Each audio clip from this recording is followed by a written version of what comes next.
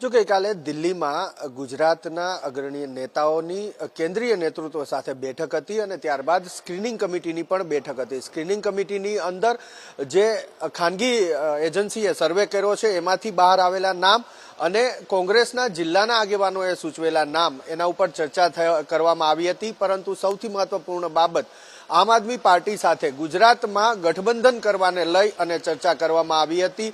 3 બેઠકો ઉપર ગુજરાતની અંદર આમ આદમી પાર્ટી અને કોંગ્રેસ ગઠબંધન કરે તેવી પૂરેપૂરી શક્યતા સામે આવી રહી છે. જોકે જે બેઠકોની માંગણી આપ દ્વારા કરવામાં આવી છે અને કોંગ્રેસ જે બેઠકો આપવા તૈયાર છે તેમાં ભરૂચની એકમાત્ર બેઠક એક કોમન બેઠક છે. બાકીની બેઠકોમાં હજી બંને પક્ષો વચ્ચે વાર્તાલાપ ચાલી રહ્યો છે. જોકે આ અંગે અંતિમ નિર્ણય કોંગ્રેસનું હાઈકમાન્ડ લેશે. મહત્વપૂર્ણ બાબત કે ભરૂચ લોકસભા બેઠક છે ત્યાં અરવિંદ કેજરીવાલ કે જે આપના સુપ્રીમો છે તે પહેલેથી થોડા દિવસ પહેલા ગુજરાતના પ્રવાસે આવ્યા હતા ત્યારે ધારાસભ્ય ચૈતર વસાવાને ઉમેદવાર તરીકે જાહેર કરી ચૂક્યા છે અને આ દલીલ આમ આદમી પાર્ટી દ્વારા કોંગ્રેસ તરફ કરવામાં આવી કે જે અમારા જે મુખ્યમંત્રી છે તેમણે આ જાહેરાત કરી દીધી છે તો આ લાગણીને માન આપી અને ભરૂચ બેઠક આમ આદમી પાર્ટીને ગઠબંધનના ભાગરૂપે આપવામાં આવે. એક તબક્કે કોંગ્રેસ પણ તૈયાર થઈ ચૂકી છે પરંતુ સૌથી મહત્વપૂર્ણ બાબત ત્યાં આવીને અટકીને ઊભી છે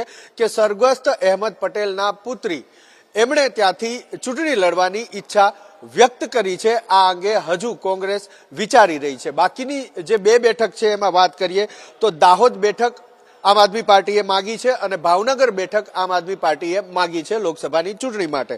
તો તેની સામે સુરત અને બારડોલી આ બંને બેઠક કોંગ્રેસ આપવા માટે તૈયાર થઈ છે, તૈયારી દર્શાવી છે. બાકીની જે વાત છે એના માટે થઈ અને 26 બેઠકમાંથી 12 બેઠક ઉપર 2 નામની પેનલ કોંગ્રેસે તૈયાર કરી છે અને બાકીની જે 14 બેઠક છે એના ઉપર 3 નામની પેનલ તૈયાર કરીને રાખવામાં આવી છે કે જો આમ આદમી પાર્ટી સાથે ગઠબંધન ના થાય અને 26 બેઠક લડવાની આવે તો એ માટેની પેનલો પણ તૈયાર રાખવામાં આવી છે. પરંતુ જે માહિતી મળી રહી છે કોંગ્રેસના અગ્રણીય નેતાઓ પાસેથી એ માહિતી મુજબ કોંગ્રેસ આમ આદમી પાર્ટી સાથે 3 બેઠક ઉપર ગઠબંધન કરી શકે છે. જોકે આમ આદમી પાર્ટીએ કુલ 5 બેઠકની માંગણી કરી હતી અને જે લાઇઝનિંગ થયું એ લાઇઝનિંગની અંદર 3 બેઠક ઉપર બંને પક્ષેથી ગઠબંધન કરવાની તૈયારી દર્શાવવામાં આવી છે અને હાલ જે 3 બેઠકોની ચર્ચા ચાલે છે એમાં ભરૂચ એકમાત્ર બેઠક એવી છે કે બંને પક્ષ તરફથી